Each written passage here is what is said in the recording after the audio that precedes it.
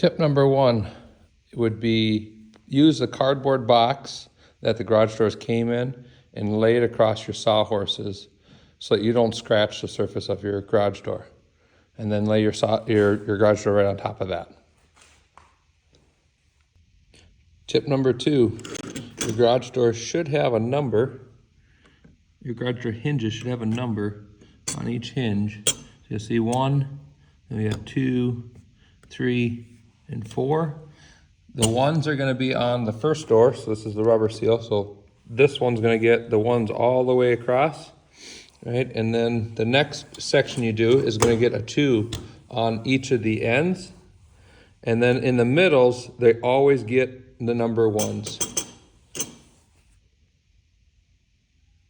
Tip number 3, find this piece right here and make sure it's the right width for your garage door.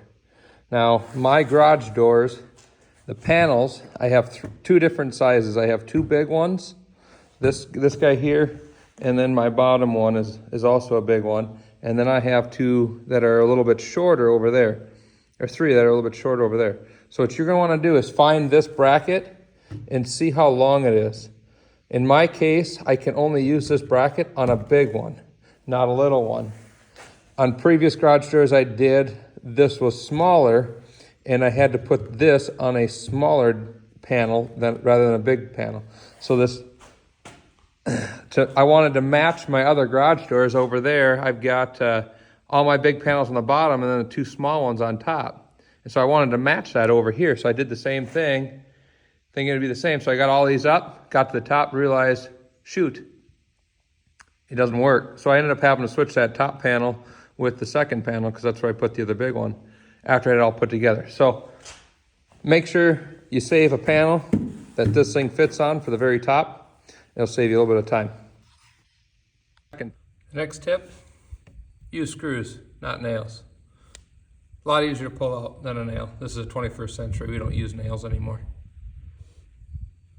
The next tip I have for you is especially helpful if you're doing it by yourself, a garage door, especially a big one, and it's windy out.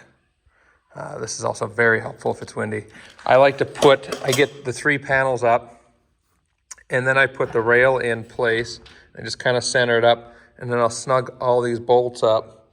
And I can always readjust it later because it's slotted. Each one of these holes has slots in it, so I can readjust it as needed later. So I do that.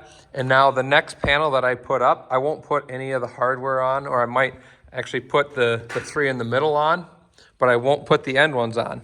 And the reason for that is with these wheels and the track being installed already, when I go to put this hardware on, there we go, sorry about that. I'll put the hinge on, slide it in, and now I'll fasten it to the door panel. And it's at a good working height too. So this works really well for me anyways. That's what I like to do.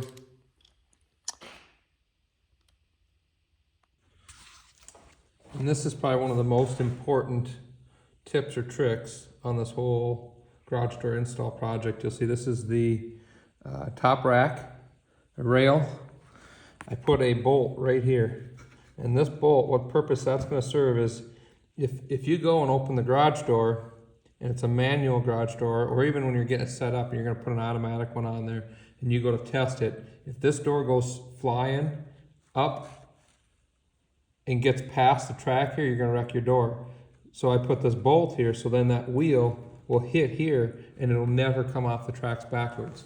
So you look at like this garage door here, I put one in right there. So if I open this thing up and it just goes flying on me, that's going to keep it from coming off the tracks. You only need to put it on one side. I think I put a screw on that side, so that's what I had available. But just one screw would be, or one bolt in there would be sufficient. And that could save you a lot of headache. Here's another valuable tip. I'm working on getting these rails ready to hang. What I like to do is I put these bolts in. I just put the nut on it, zip it all the way in, and then pull it back out so the nut's not on there anymore. But then that locks these bolts into the track here. So then when I go to line it up, once I get them in the hole, it holds it in place for me. So it just makes it a lot easier. Because like I said, I'm doing my garage doors, this big 16-foot garage door by myself. So this just makes it easier for me to be able to manhandle it. Well guys, this wraps up my tips and tricks video on how to install a garage door. If you like what you see, please give me a thumbs up. If you got any questions, go ahead and leave a comment down below. I'll answer them as quick as possible. Also, please subscribe to the channel. You can get notified of when I launch the next video. I like to do tips and tricks and product reviews. Try to do about 3-4 videos a week. Subscribe. It helped me out with my channel. I appreciate it. Thanks, guys.